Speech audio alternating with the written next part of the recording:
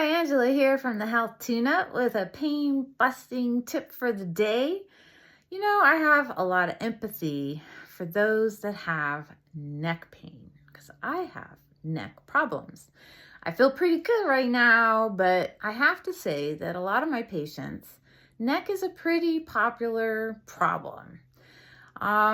Computers and tech have not been our friends for our neck. In fact, there's actually a diagnosis called tech neck.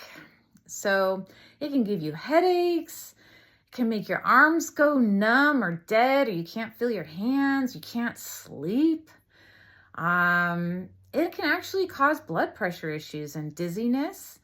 It can cause temperature issues because of the pain. I mean, there's a lot of issues with neck, so it's really important.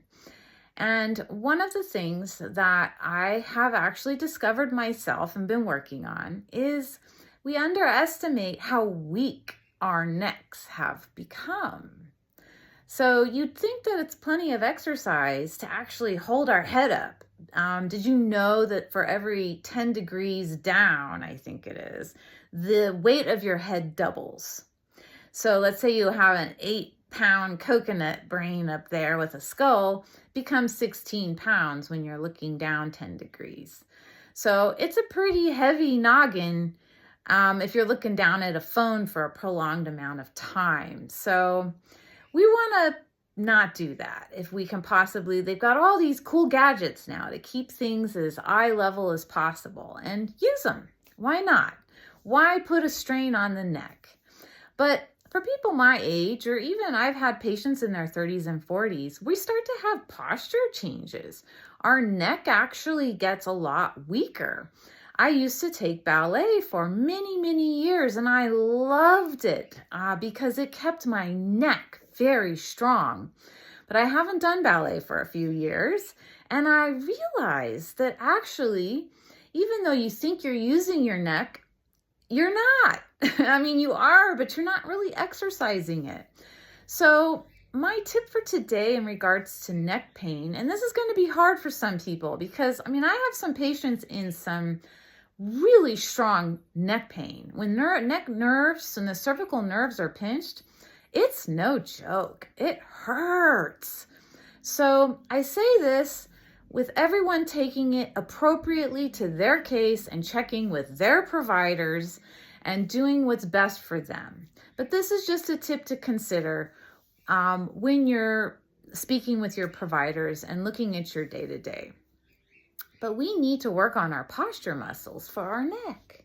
So that's why yoga and Pilates and swimming is just so helpful because it forces isometric muscle holds for the neck, and we can get some strength back. One of the things that they do in physical therapy is they get one of those like blow up balls, like kiddie balls, and you see all these patients against the wall, you know, putting the ball here and pushing against, and then you put it behind you and push it against, and tuck your chin in and push against.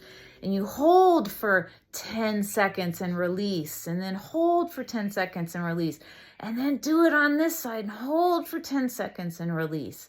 You do it all the way around, and it helps stimulate these neck muscles to get some strength because our neck is our most mobile part of our spine, right? It helps move our eyes and our ears around so that we are able to stay alive.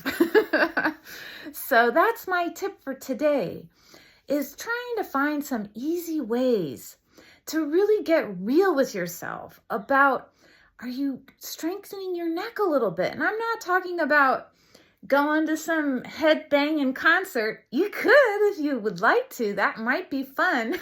Be careful with it. But we all need to get a little more exercise for our necks. That's why I love in the summer, I always swim, because it helps get some strength back in my neck. So I hope this tip helped. Please subscribe and keep track of pain-busting tips.